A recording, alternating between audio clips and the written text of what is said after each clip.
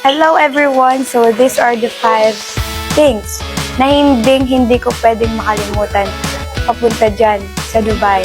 So first, syempre hindi ko pwedeng makalimutan ng aking inner sunglass dahil ang aking mata po ay sensitibo sa maliliwanag na mga ilaw na sobrang sensitive po ang aking eyes doon. So hindi pwedeng walang sa aking sunglasses. Ang aking perfume, my everyday perfume, hindi pwede din mawala ito dahil ako ay conscious sa aking amoy lagi kung ako ba ay mabaho na or hindi. Siyempre, ang pangmalakasang deodorant.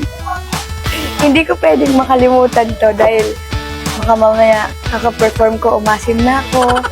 And my AirPods at ang pinaka-last na hindi pwede kong makalimutan. Ang aking nipple tape! Yes! Hindi ko pa pwede kalimutan ng aking nipple tape dahil minsan ako po ay hindi komportableng, as a girl, hindi din comfortable magsuot ng basta. Yun na yun, hindi ko pwedeng kalimutan to kasi minsan tinatamad ako mag-bra. Yun lang. Salamat!